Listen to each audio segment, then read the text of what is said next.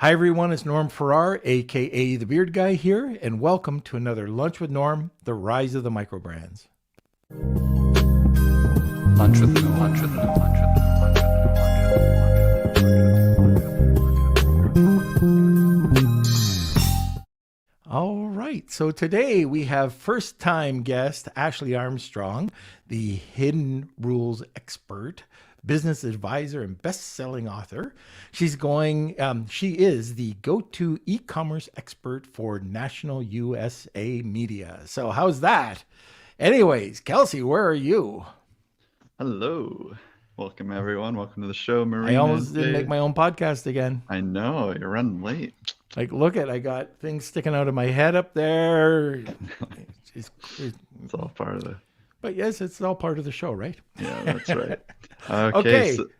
So yes, welcome, everyone. Welcome to the show. If you're new to the show, you can head over to our Facebook group, Lunch with Norm, Amazon, FBA, and E-commerce Collective. And if you're watching right now, smash those like buttons, share the video. Good job. Yeah, that's right. I remembered.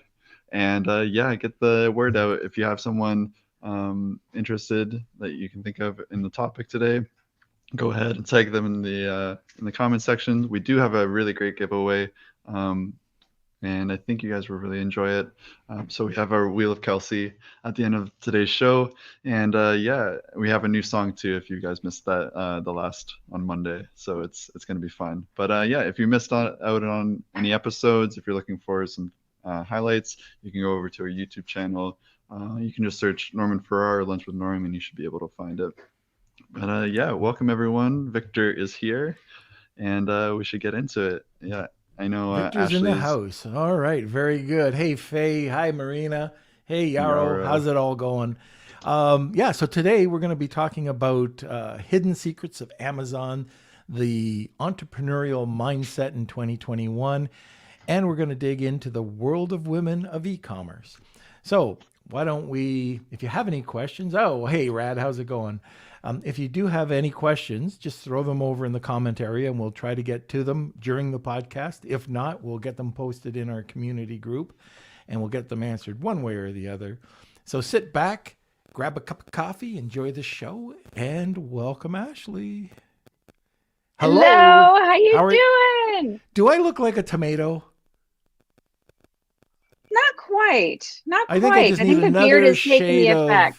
I don't know what the heck's going on. Supposed to have a really great camera right now, but obviously the white balance is definitely not white. It's more tomato. I had the same thing happen to me the other day. My face was all red and then my neck was like pure white. And it was just because I was leaning on my chin like this for too long before I did a video. So, sometimes we win, sometimes we lose. Well, maybe it's just because, I'm talking with you. So now I'm all, flush. All flushed. So, Ashley, for those people that don't know you, can you just give us a little bit of background about yourself and what you do? Yeah. Well, hello, everybody. I'm Ashley Armstrong, the e-commerce hidden rules expert, and I help established product companies find millions of dollars are leaving on the table through my advisory and Women e-commerce mastermind. Very good. Yeah. So these Amazon secrets, are we going to get into any? I certainly hope so. That's the whole point, is it not? Okay, yeah. I don't know if you want to dig into that now or maybe a little later. I will follow your lead, to be quite honest with you. Well, one of the things I wanted to talk to you about media, and why is media one of the best channels for exposure for product companies? Oh my gosh. Well, you definitely understand this probably better than everybody else. And I absolutely love your services. I've actually used them. So I'm definitely going to give you a run to go back to you guys and how you can help product companies get into that other channel. Really, at the end of the day, what I've definitely noticed over a decade of being online, when you're looking at e-commerce sellers and the training courses, communities, software tools, we kind of use the same, pond of individuals, I guess you can say. They kind of get recycled around, generally speaking. That's all great and dandy for the training aspect. But then when it comes to getting yourself visible and in the front of your potential consumers or customers, again, of course, social media is blowing up. Everyone's using social media, every platform they possibly can. but the age true old school methods aren't really being used as much, just like snail mail is not really being used, and the TV aspects not really being used to really highlight what we're doing, because so many people are focusing so heavily on the social media aspect.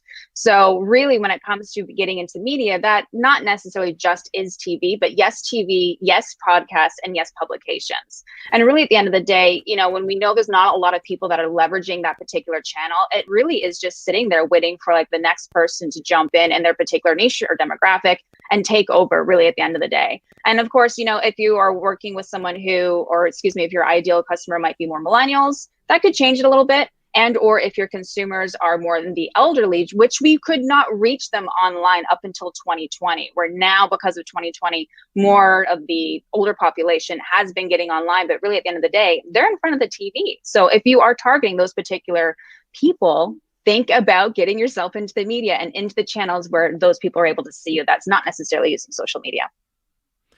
Now, what's your favorite reach? Where do you like to show up on media? Where do you get the most exposure? Actually, to be quite honest with you, it's podcasts. I love podcasts because it's more intimate. You get to meet really amazing people. And 9 times out of 10, there ends up being like a joint venture afterwards of how we can be a value add to each other. And everyone's really more about giving each other a leg up. The tide that rises lifts all boats. So I absolutely love doing the podcast aspect. But I am a regular guest expert on an Emmy-Award winning national TV show, The List TV. And I absolutely love being on that particular channel. And it's not necessarily to talk about my expertise and how specifically, to help product sellers.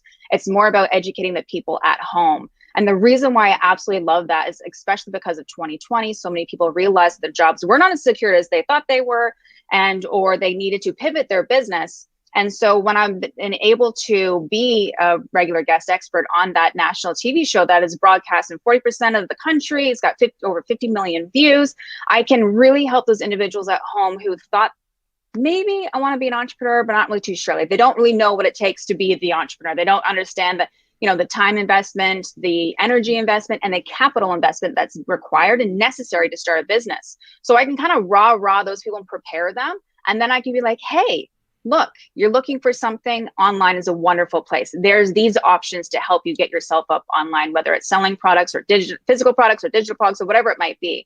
So I love that channel where I'm really able to help the general individual who's not in our space, to give them a little bit of a behind the curtain view to help them give them a leg up. So that's what I really love to do. Yeah, it's so crazy. You talk to so many different people and they have great products. They go the PPC route on Amazon. They might be doing Facebook advertising, if they've got a Shopify store, but they never think about earned media, or they never think about, or they might go to a press release, but that's about it. And it's not continuous, and you don't get your word out there. The podcast is great. You can have a podcast. You don't have to be in Amazon services to have a podcast. You become an expert in a field, and let's say it's the pet niche. I know we had Dave Grimes on from Paw, and he does his Paw Corner with Marley. And Marley's his dog. Now he's become that expert in his field. Now he's taken that onto Amazon Live, and he's starting to build that side of Amazon up, getting those followers there. There's so many different forms of media that you can take, and podcasts, like you say, it's great. Clubhouse, we've been talking more and more about Clubhouse. Clubhouse. We've been on a few. Yeah. I mean, it's a great form to get your message out there right now. And imagine going back to the .coms and you could just pick your own .com name. Well, you could do that right now if you create a club in Clubhouse. You can go out there and be whatever you want to be. Like, it's so easy. I ended up getting Ecom Club. How can you? It's a pretty simple club, and how many people are going to be searching for e-commerce? So I'm hoping that once I get it really rolling out, that, we're going to be able to help a lot of people. We'll have a lot of rooms, but that could be for beauty. That could be for home and 100%. garden. We've got a client that's in kitchen utensils. He sells high-end knives. Imagine having a cooking show, like just even talking about, just cooking products or how to make things differently. You can do that on Clubhouse. You can have a podcast on that. You can grab influencers. And what do you think about influencers, by the way, influencer marketing? I love influencer marketing, but really at the end of the day, it's really important and imperative that we don't overwhelm ourselves with trying to go after too many different channels. So it's like, if you're going to do, one thing when it comes to that outreach or, driving traffic, definitely pick one or two channels that you can really dive into, dedicate yourself 6 months to a year on to really, really leverage it, become an expert in it, understand it, have it running on a little bit of an autopilot, and then move into another channel. But I love influencers, number one, because it does obviously give you a little bit more outreach. It's like a joint venture partnership that you're going to be doing with, affiliate marketing or something along those lines. But really, when it comes to the influencer marketing, it can really hone into your particular audience that you've had no idea even existed. And you're just leveraging what they already have for one aspect. And two, it's just getting the word out there, really, at the end of the day. So there's high level, and then there's medium level, and then there's micro level. And really, at the end of the day, it just depends on what your budget is, your reach, and how much time and energy and effort you have to dedicate to it. What about consistency? So, yeah, I've seen some people that they go out there, and again, it could be a podcast, it could be earned media, it could be whatever it is, it could be even social, it could be whatever. But consistency is probably the most important thing. And like I guess the question, what about images? I'm thinking about images and how important just that image for your brand is.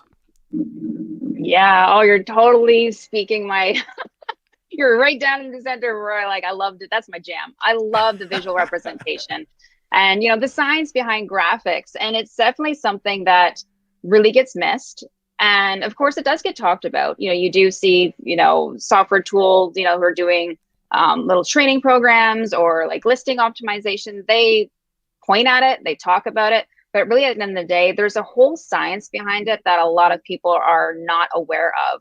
And so when you're talking about brand or even just positioning of a particular product line, what's really interesting is that as a human being, we're predominantly built to be visual individuals. Like the majority of the population are visual people. I'm like visual and kinesthetic. So I got to see it and I got to do it. But listening to it is definitely not my jam, which is why I do find Clubhouse a little bit difficult for me, because I really have to really pay attention really hard just to stay on track. But the fact of the matter is that no matter if it's a blog post or a product listing or anything that is being seen online, we know that scientifically and through stats that 80% of the people who do land on your pages, they just skim the information. They don't actually read anything. Right. But they will look at every single one of your images. Right. And when we had an attention span of 15 minutes, 10 years ago, now that attention span 7 seconds, the most important piece of real estate outside the title is the images. Like that is what's going to make or break you. So are there any points that you can give us that can help improve outside of the obvious, but that can improve your image quality? Well, yeah, absolutely. Well, first and foremost, if you're going to be selling, especially a product online, people are not buying your product. They're not. At the end of the day, they're buying the pictures of your product. So take that into consideration. Definitely make sure that you're hiring, a professional photographer to help you get like the first foundational in use lifestyle images of your particular product. So that's kind of like number one. And that's obviously a given.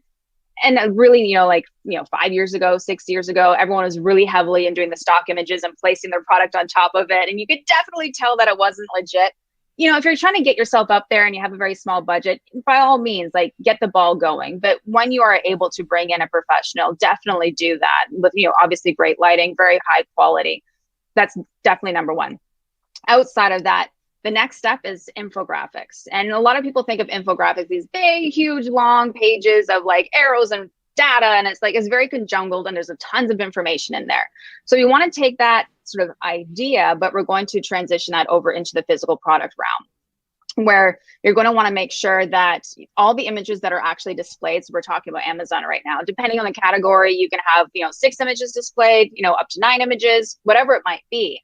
But the ones that are actually displayed that are not being hidden, you want to make sure that you have a storyboard outline between those top 6. And you're going to obviously follow the rules. The very first one has to have the white background. We're not going to talk about that. I think everyone knows that part.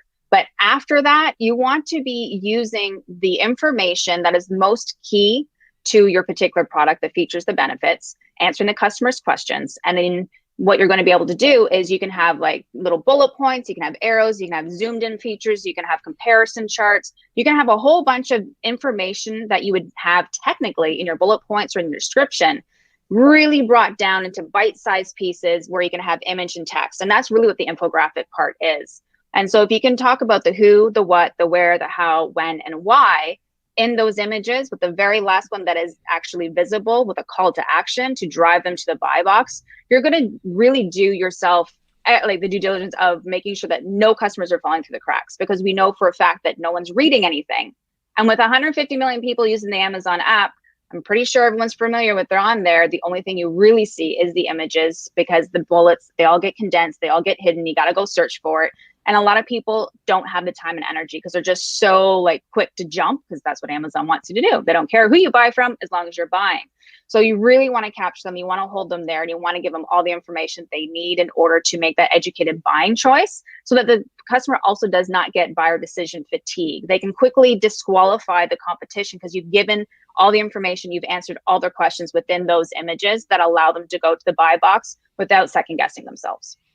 Yeah. And you know, I've done this. I was talking about a product I was trying to buy the other day, and I what ifed it to death.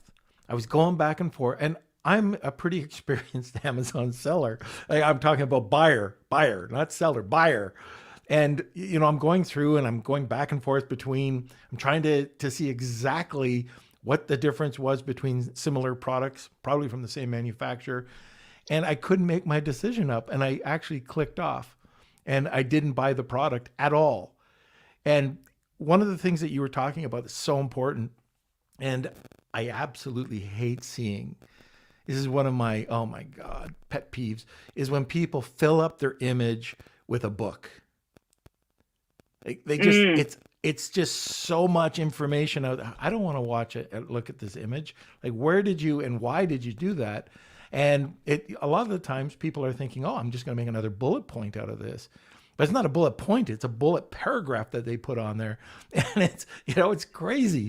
But just keeping it simple, like even directions. Yeah. Like you talk about, that's another thing, that really great point. When you do your storyboard, and one of the things that I look at is that, does something jump out? Is there a difference? Is there a contrast between the first, which is going to be on a white background, or the second? Is it going to be on a white background, and is it going to be exactly the same except the backside or something on its side or whatever? But, you know, just enough to bring your attention to the individual photographs that you can't see. Like, they're images, they're very small, but if they look like they're all the same.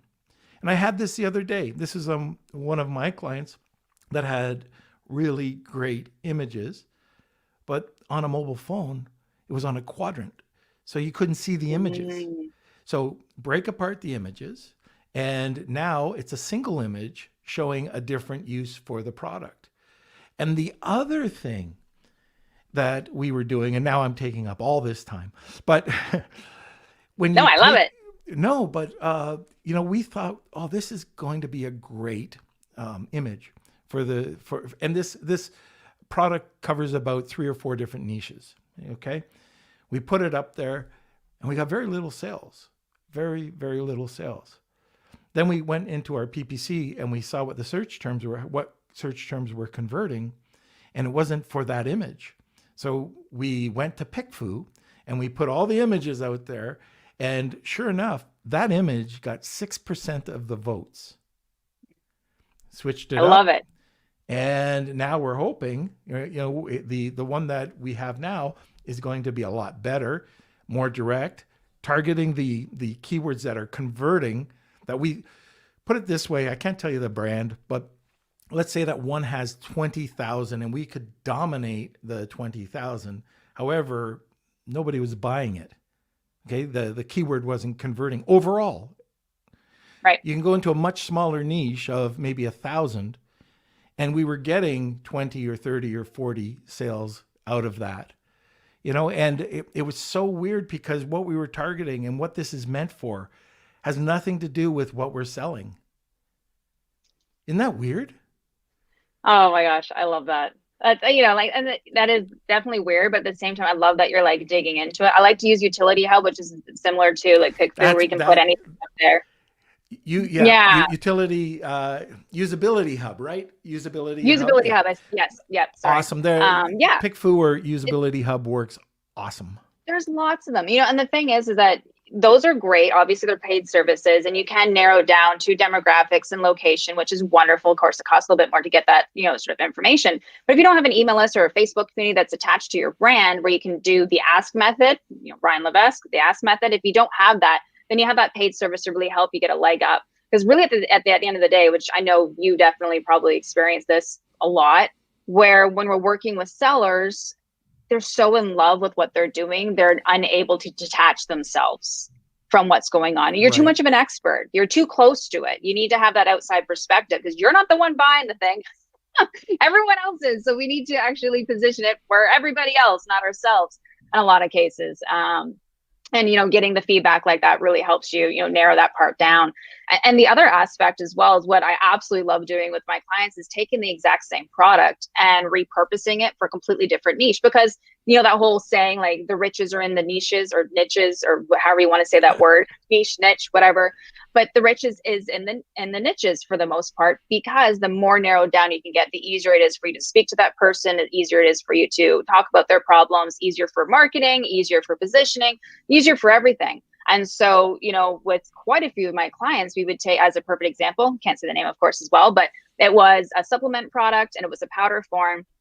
And the very first product was geared towards high-end triathletes and pro athletes, where we took the exact same product and put it in a completely different jar that was a lower price point for the everyday person who's like, CrossFit or gym or whatever, but they're not really into understanding or into like the nitty gritty of the ingredients of what it does.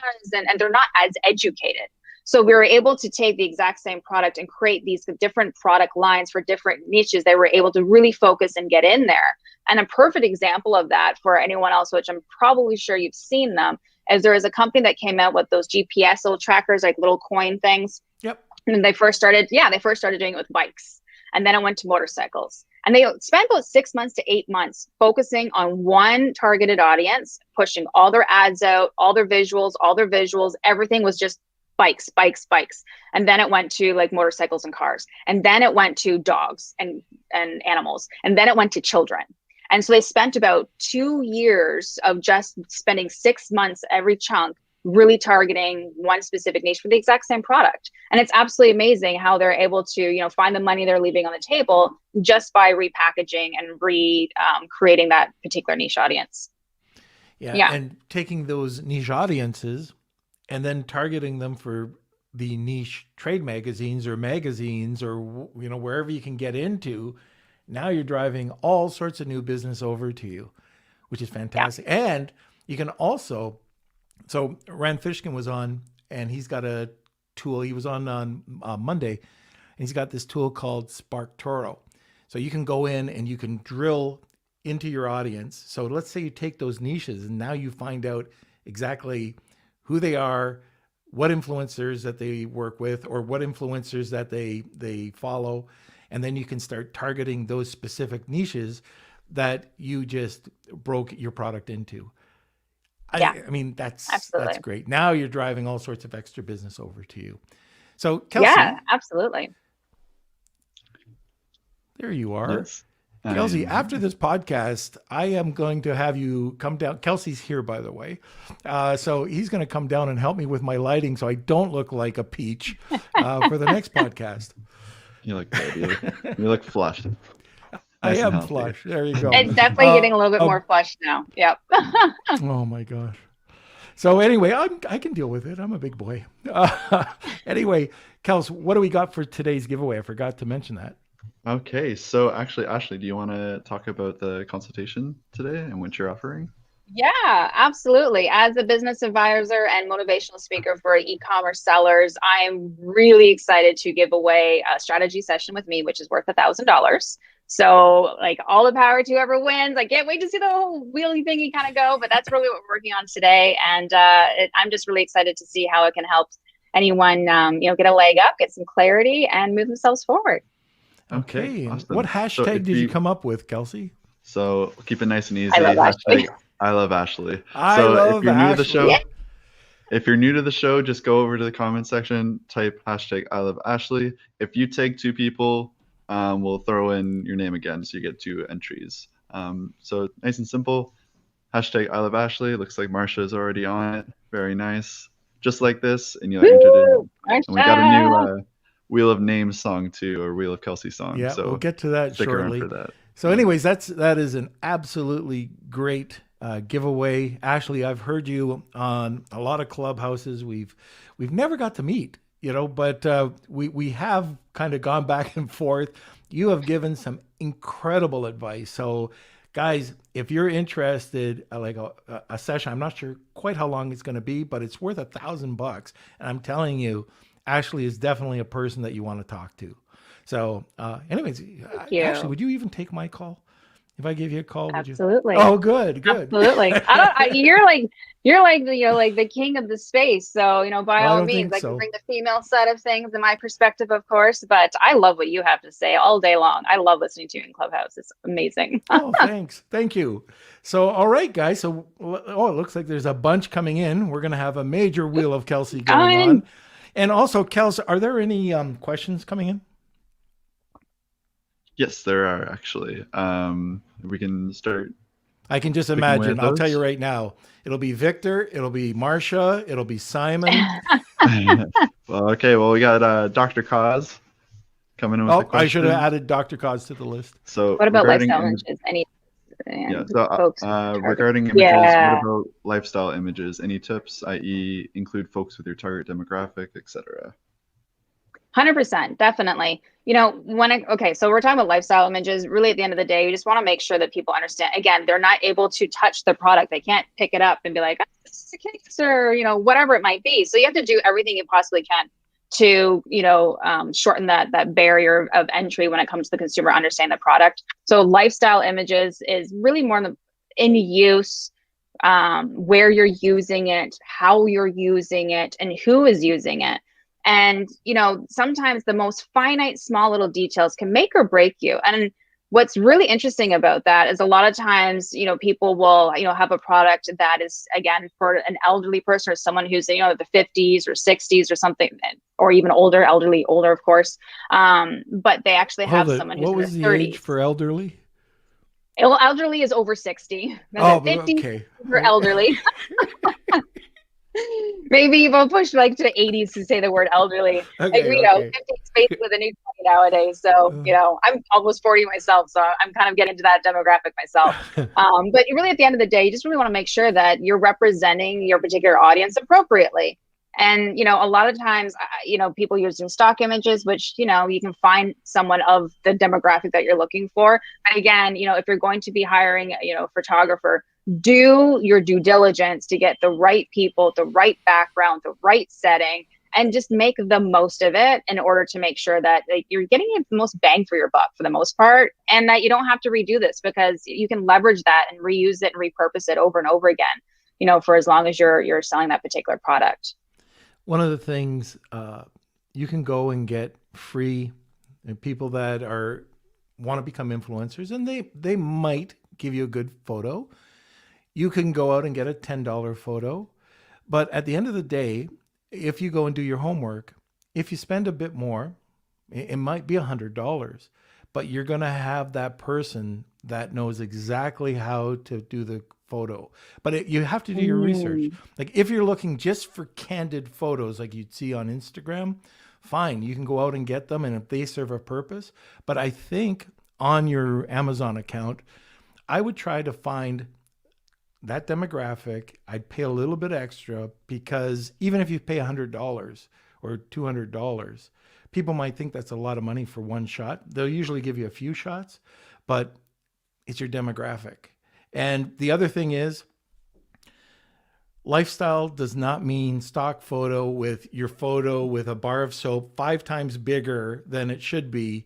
Everybody knows it's a fake. Right. It used to be able to do that no problem, but now everybody knows. Oh, I've seen the same thing on Pixabay, and I don't use Pixabay. If I'm going to use a stock photo place, I'll pay for Adobe. Like I got Adobe stock, or you could use Shutterstock or whatever. But the quality of the pictures, everybody uses the same pictures. The same woman in a bathtub holding up soap. You know, it's it's always Yes. the same one. But oh, Unsplash. I think it's Unsplash. They've got some really cool stock photos, by the way, that you can kind of work into. Not so much. I use them more for social media, but really, really cool photos. Anyways, that's my take on the lifestyle photos.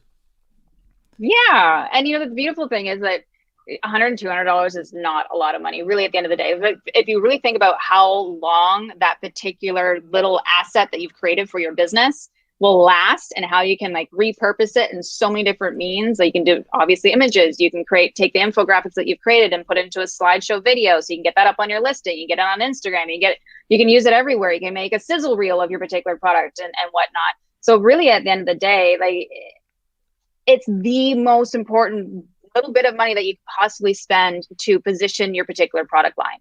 Like it's something that like I'm so like revved up about it. I'm hoping actually that I just pitched TED Talks on the science behind graphics, and we'll see if they'll come back and say yay or nay on that particular one. But it's just such an important piece that even if you're selling digital products, it doesn't matter what, if you are literally putting anything online, you have to use visuals to sell to people, like period. And if you don't do a good enough job, then you're definitely leaving money on the table, is really what it is at the end of the day.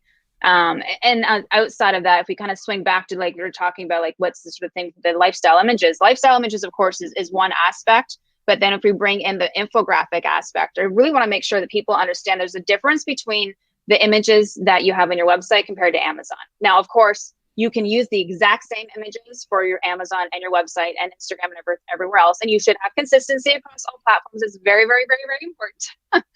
But at the same time, when people are going to your website, there's no one else for them to jump to. Your website's not forcing them to go to look somewhere else. So you don't have to necessarily like put a lot of weight on the features and benefits, right? Where on Amazon, because it is a marketplace with so many similar products or similarity between the different product lines or whatnot, people like what you're doing, you couldn't decide. They're like, do I go with this one or do I go with this one? Do I go with this one or whatnot? And then you get that buyer decision fatigue. So, that features and benefits aspect needs to be a little heavy-handed for the Amazon space, because that's what people are comparing. And so a perfect example of that is like if someone's going to be buying like binoculars or whatever it might be. Well, we have two different, binoculars, and a person's looking at two different listings. And one of them might actually have like a compass on it where the other one doesn't. And the customer may not even know how to use a compass or even need a compass. But because it had that extra little feature, that's going to be the tipping scale for them to buy, because they're getting more bang for their buck. So you really want to take that into consideration. But on your website, if you don't have a compass on it, but you have everything else and you're properly positioned, they don't actually need it, but they're there because you've sent them there. They're like, know, trust, able to buy, and you can educate them a little bit more. Of course, you have more room for pictures, you have more room for information, more room to do whatever you want on your own personal website. But you also want to take that into consideration as to where you are at with the particular product and what platform it's on as well. So hopefully that's a little bit helpful. All right, Kels. Next. Okay, next one is from Darwin. I have a listing. I want to add A+ content for more images. My question is, will adding A+ content screw with my algorithm of the listing? It is currently a bestseller listing. What should I do? Well, I love Norm to jump in on this as well, but really at the end of the day, again, people don't read anything. So the A+ content space is there, use it, leverage it. And depending on the category as well, because a lot of the times they'll take the top images and the listing and then they make a carousel underneath it. It's almost like a little photo gallery. If they take the exact same images and make a photo gallery, and then you have the description or the A+ content down below it. So it depends on what, obviously, category that you're in to see how they display. But again, we know that people don't read, and we know that, humans are visual individuals. And really at the end of the day, when it comes to like brand positioning, we know for a fact that people will remember 10% of what they hear, 20% of what they read, but 80% of what they see, right? So that's like the logos and the brandings and the colors and like the target demographic and anything along those lines. Like so ridiculously important. adding into answering all the questions that the consumers have about your particular product so they can make that educated decision. And more space that you are able to do that, obviously is the better. But I'd love Norm to jump in on that. Yeah, I agree. If you can put more visuals and don't write books.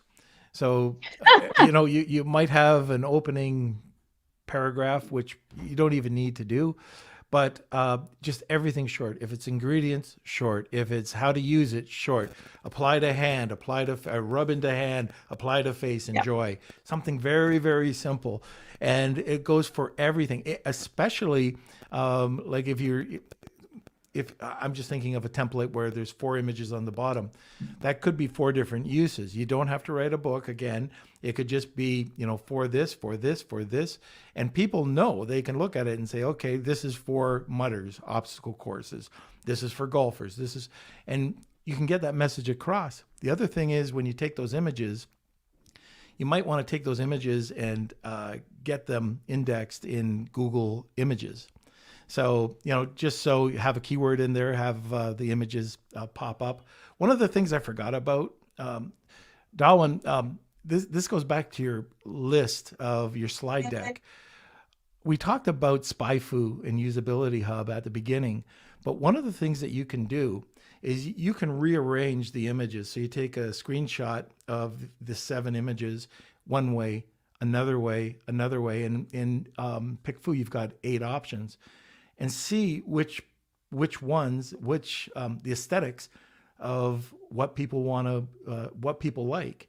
And it might be that it's the white image on the background, and then it's something that's more colorful than, a darker image and a lifestyle image. But you have that opportunity to do that and get the selection. Just like you've got the storyboard, throw that up there, throw other options up there, and see what people are how they engage and what gets voted on. 9 times out of 10, I'm wrong. So, I use other people. Hey, if this is the demographic, the niche that I'm marketing to, who knows? I'm not going to be, hair tonic, whatever it is, it's not my demographic.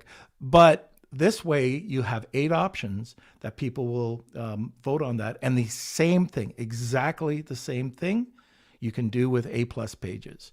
So take those templates, put them out, put it with a bit of content. I'm talking about written copy, put it with a lot more copy, see if you get a better reaction than what I typically see. You can use different images, just the way that different templates. There's all sorts of things that you can do. It's very low cost, especially with PickFu. It's, you've got 8 images that you can get voted on. So anyways, that's just a suggestion. Yeah, I love that. And, and on top of that, the other thing that I would love to kind of bring as an example for people to look into, I would love everyone to just go and Google Burt's Bees and go to the image section of Google with Burt's Bees. And the first thing that you're going to notice, the way that they do their marketing and their advertising is exactly what we need to take into consideration when we're creating our own images. They don't really use hardly any text in any of their marketing at all for the visuals, excuse me. I know, right? So as a perfect example, if you go and look there, or if you're not looking there, a lot of the times they're going to have like a lip balm and it's at the bottom of the page. Of course, the colors and the text, that's all on brand, same, fonts and whatever. But what they will have as a perfect example is they'll have like a cup of hot chocolate pouring into the lip balm with like little mint leaves floating around it. There's no text. You don't need anyone to tell you that it is a mint chocolate flavored lip balm because they did it already. Or they'll have like, a half coconut that looks like it's like a, oh my gosh, I'm having a brain fart now. It looks like it's coming down with like a parachute. And then, hanging from that is like a little strawberry or whatever. And now we know that the flavoring or the smell of that particular product that they're selling you is coconut with strawberry in it. So they use visuals to tell a story rather than text. So you really want to take that into consideration as well when you are creating your graphics. And if you have a graphic designer to help you get the job done, that's on side of just your lifestyle images or product images. Right. Okay, great. Kelsey, is there another question? Yeah, and I just realized that we went an hour ahead, and some people around the world haven't. So they're expecting the show to start in 20 minutes, but In it's 15 starting now. minutes. Yeah, Oh yeah. my gosh. So Simon Daylight is, savings time. yeah, I was wondering where Simon Yay. was. But yeah, we have another question from, let me see. We'll do Marcia. Until we told you have Marcia EPA would be asking registration, we can't use the germ words. How far away from what our product actually does can we go and still capture a shopper's click? Any suggestions on how to be accurate with descriptions when we can't say antimicrobial, can't say kills germs, etc.? Pictures. That's all I gotta say. Really, at the end of the day, like, yes, of course, you're gonna have bots that are gonna be searching all the keywords that you have in your listing, but your images can visually show that it's antibacterial, antimicrobial. You can literally have like a little, vector of like a germ with like a big X between it or whatever it might be, or it's touching something and it kind of dies. Like, again, use visuals to tell the story if you can't actually get those words in your listing. So obviously you're not going to be found. Your robot's going to stop you anyways. You're not necessarily going to be found by a consumer with the SEO of the particular listing, but the images and using visual representation to tell the story will get the job done for you. Just got to be a little creative with it. So hopefully that's helpful. Yeah, the other thing that might help, Marcia, is Amazon. I don't know. I don't know if they would monitor that. I wouldn't think so. But you could get earned media. You can go into a ton of magazines about this, or you can get onto or create a ton of press releases, have content on your website, like blog articles that you can write about it, and have. I talk about this a lot. Write your blog article, get it up there with a picture and a possible video that's on YouTube, and then write your press release. Link both of them back to your product listing, and link your press release over to your content. And I think you'll get a double whammy. You'll get all those 100%. links coming in from higher end authority links. And because you've linked over to your article, Google's going to rank you really high. Google loves press releases and they love really good content. It's got to be really well written. But that's something that could drive people looking for the antis, that we can't put onto Amazon, as well as, man, I would be targeting a ton of magazines, like try to get in or get onto Good Morning. I know your product, Marcia, but get onto Good Morning America with it. Show, just get onto these TV shows and show what it is.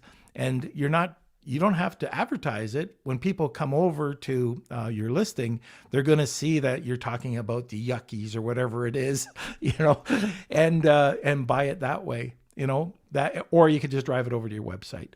But that's another way that you can do it without having to rely on Amazon. 100%. And, obviously we know Amazon loves outside traffic, which is wonderful.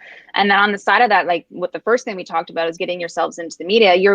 My PR and media mentors, their number one statement is your mess is your message. Like that craziness of the problems that you had, how you came to the epiphany of I'm going to create this product, or why I needed to create this product, or something along those lines. That's really the messy part of your story is what engages people, which is why we have movies that are amazing, because they go through the hero's journey. You like the highs and lows and the highs and the lows, or whatever it might be. So, getting yourself into the media with the messy story, be as vulnerable as you possibly can, but really highlighting the need, the who, what, where, how, why, and when in any of those market segments, especially online, and making sure that you're speaking to the end user. Because really at the end of the day, when you are in the media, it's not about you or your expertise or what it is that you are technically selling or doing. Media doesn't necessarily like that, especially for TV shows. What they like is that you're able to solve a problem for their viewers. So if you present it in such a way where you're letting the people know this is actually for the viewers, so they can be educated on how to clean better, or how to do something better, or whatever it might be, then they're going to be this is the person I want. And yes, we want you on our shows, rather than I'm pitching my product. And they're like, not so much. So if you think about it that way, when you're doing the spin, that will really help you. But outside of that, of course, a publicist will get the job done as well. Very good. Are there any other questions, Kels? Yes, we have one from Rad as well. If you haven't yet, audience, Beard Nation, if you want to hit those like buttons, that's always appreciated. Just give me a second. Okay, it's a big one. From Rad, we made a professional commercial video for the product, but we cannot insert it on sponsored products because it has our website URL at the end along with our brand name. But our Our URL is not on the audio only brand name. We have to redo the commercial again. Now Amazon is promoting their own video creator by giving some discount. Huh. Edit the Well, video. And you yeah. could just trim Pull up that. end. Yeah, you could just trim that. That Yeah. takes 2 seconds. Yeah. If I definitely do understand that. it, do you understand that the same? Like the reason for this is because you have your URL at the end. If I understand this correctly, you could just go into even Loom or Snap It or any of those things, and you could just trim it. And what you could do too, Rad, is you could have your own little piece at the end that you could add on specifically for Amazon. But you want to make sure that you have the TOS when you're doing sponsored brands or any video PPC or anything for Amazon, a matter of fact. But yeah, do you have anything else for that? Well, really, at the end of the day, what I kind of read into there, and please forgive me if I'm wrong, is that like it was like it's a big waste, we can't use it. But really, at the end of the day, you absolutely can use it. Norma's talked about so many different ways and how you can drive traffic outside of Amazon into Amazon with a little bit more information. So use it. Obviously, you spent the money on it, leverage the crap out of it, and then, as Norm said, just cut the end off just so you're within the terms of service. And really, at the end of the day, like that's all you really need to focus on more than anything is just leverage what you have and put it to good use. And sometimes we have to snip a little corners in order to make it work to be within terms of service. I see Neer was asking about the app. One of the apps, the simple apps that you can use is called Snagit. I think that it's not very expensive. And then you could just import it in and just trim it very, very easily. We also have Camtasia, but that's a bit more expensive. Snagit does the trick. Yeah. And if you're on a Mac, of course, the Mac has all their stuff too. Or ScreenFlow or anything of those other ones as well. ScreenFlow. Jing, even I don't use Jing anymore. I used to use Jing. It's a free program. And Jing is the sister to Snagit. Never use that one. I use ScreenFlow, but I'm on a Mac, so keeps it easy. Keeps it easy. I love Macs. Yeah. All right. That's it? No more questions? Yeah, that's it for questions for right now. I know Okay. Ashley, she has she wanted to talk about her community with the woman in e-commerce too. So I think we can probably dig into that a bit more now. Yeah, and we're going to have you back because I do want to talk about the e-com mindset for 2021, and we never even got to touch on that. All right, so let's talk about women in e-commerce. Yeah. Oh my gosh, that's definitely my jam, and I'm just really loving that particular space right now. And really, at the end of the day, I love all the mentors that I've had and spent the last 10 years doing as much as I possibly can with taking programs and hiring mentors and working with some of the best and outreach and doing joint venture partnerships with so many really amazing people, software tool owners and consumer e-com communities and whatnot. But what I've definitely noticed is anytime I do any training or I do any speaking, I have a lot of women who happen to join. And I never really noticed that until 2020. And then after I would do some training or whatever it might be, I'd have some conversations with some of the participants who are there. And I'm like, why are you here? What did you think? Like just trying to dig in a little bit and how I can improve or do better or serve more or whatever it might be. And 9 times out of 10, it was mostly women who are watching. And they're all like, I see you.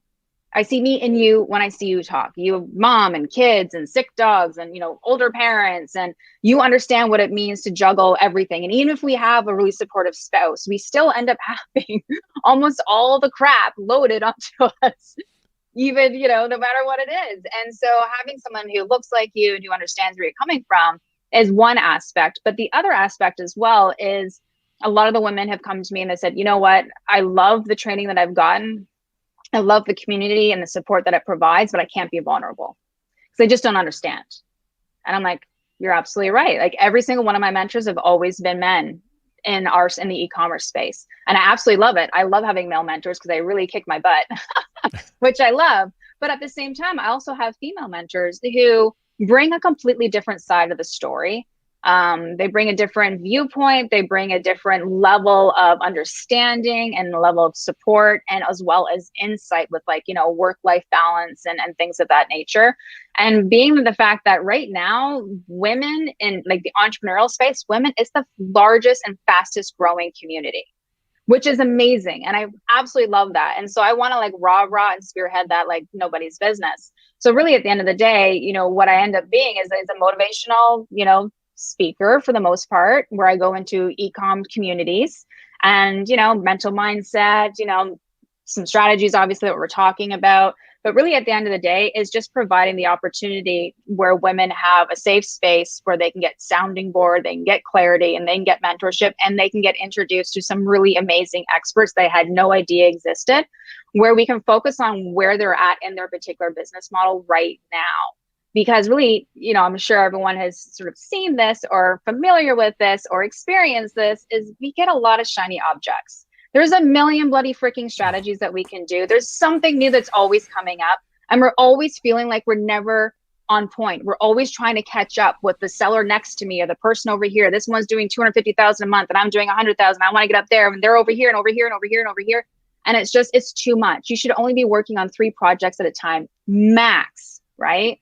So if I can create a space where women who have already taken the training programs, they've already spent the money, they have some products up and going, but they just need someone in their corner, someone to talk to, someone to ask a question to, so they can hit the ground running and like move on. That's what I'm really looking for. So I have the women e-commerce community. It's the Hidden Rules Network. And that's really just a space to, provide women sellers the opportunity to be around like-minded individuals and get the support that they're looking for without feeling they're in a very male-dominated space. Fantastic. Yeah. And we need a lot more. We're seeing now, I think it started with Empowery, but these women events that are coming up. And not that the information's, just for women, it's just great, really great speakers that happen finally to be all women, which is great. Yeah. To see more of it, more people getting involved, but you nailed it. I don't care if it's a man, woman, duck. If you're looking at too many shiny objects, you'll never, ever succeed. You'll never succeed. And if you're always like, it's, what if I had that, $49 product, that $30 or $300 product, that, if I spent $2,000, if I did that. I tell people, marketing's marketing. It's really simple about getting your message out there. Amazon is actually quite easy. It's just getting and finding a product and marketing it. And if you market it well, you'll do well. It really is that simple. And as long as you know your numbers, of course, but that's overstated all the time. But anyways, yeah, I love it. So what's the name of the group again? thehiddenrulesnetwork.com. Fantastic. Oh, and we'll make sure that we post that in our show notes as well. So it is very close to you have to leave at 1:00. Is that correct? I'm good for a few more minutes. So by all means, if you have anything else, we can definitely dive into it.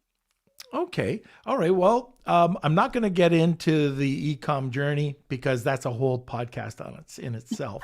So we will have you back. It certainly is. I have a big list of all the things I screwed up on. Me too.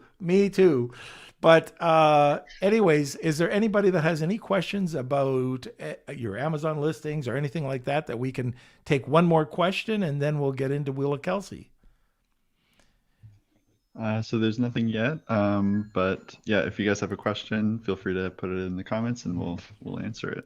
Well, how about with when you're doing when you're using PickFu for your images, do you ever use PickFu for your titles? I haven't used PickFu. I personally have used Usability Hub predominantly, excuse me, because that particular platform allows you to literally upload everything from web pages to blogs to literally everything you can possibly think of. So it's very versatile.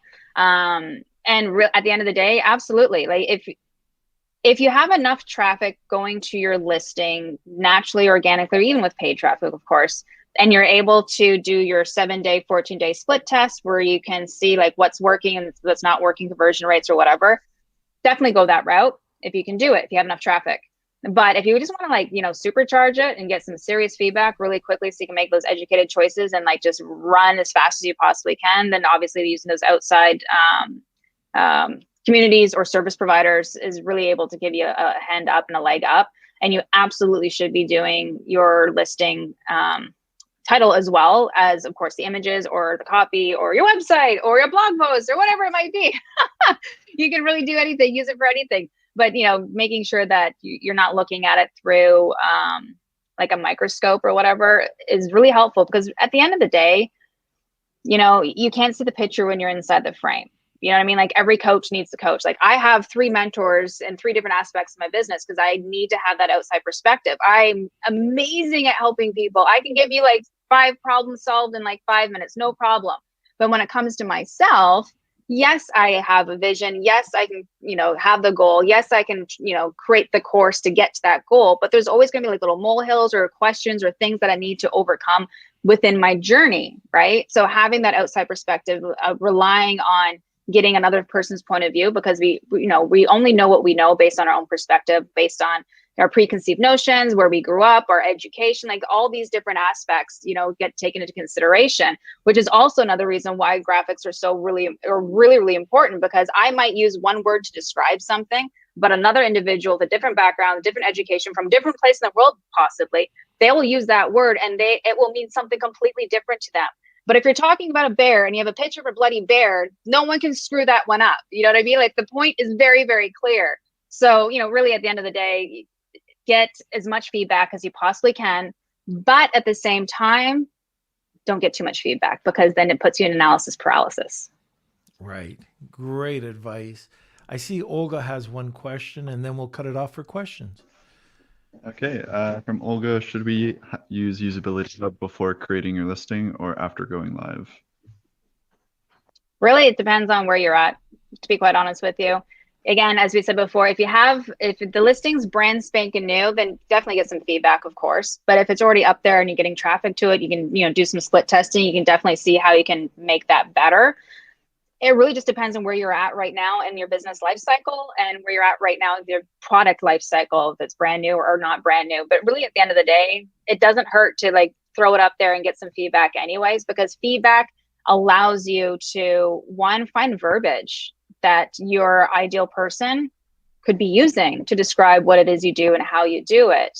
And that's why, everyone's always, we want feedback loops. You want feedback loops with obviously their friends, with people who take training courses from us, people who buy our products. That's why we want reviews. That's why we want testimonials. We want that feedback loop, because we want to understand what made you tick, what made you buy the product, what made you choose this one over the other one, what did this work, how did it not work, what did you like this better than anything else? And they're going to use verbiage, like your consumers are going to use the verbiage to describe what they love or not like about it, and that is fuel for your fire.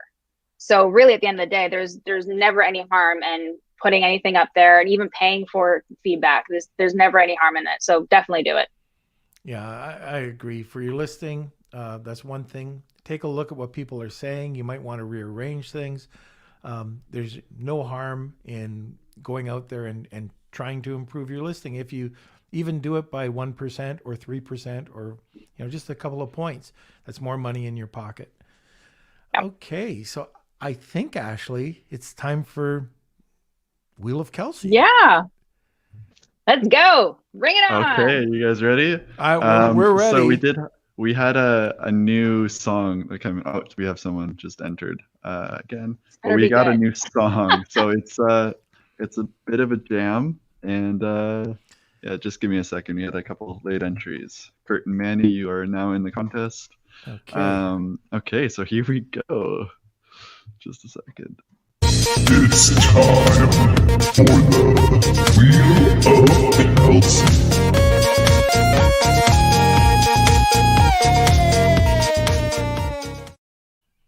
There we go. Okay, so here we go. So this is for consultation with Ashley. Let's do this. I'll shuffle the names. 3, 2, 1.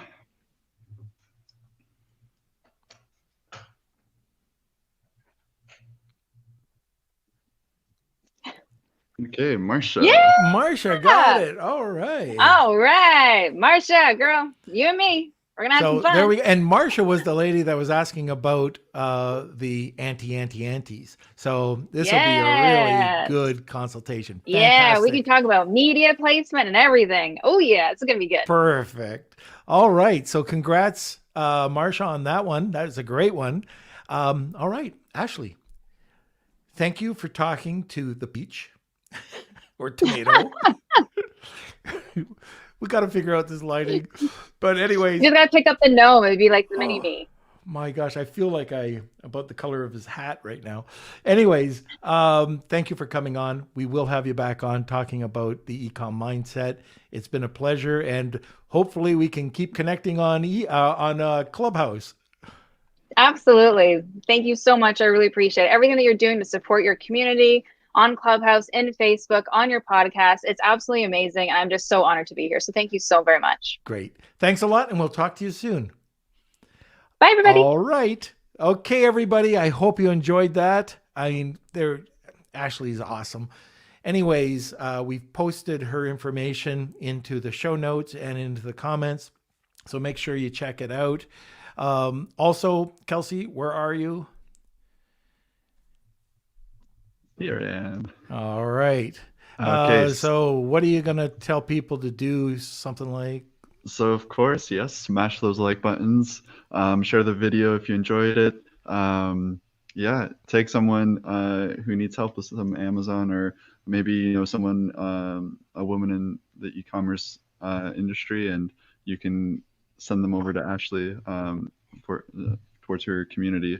And yeah, I realized that there probably is quite a few people that weren't affected by the daylight savings, so they might be coming on now. I see our numbers spiking now. So if you missed the show, if you're catching the end of today's show, just go over to our YouTube page. We have the full episode already up and running, so you can go and watch the replay if you missed anything. Sorry, guys.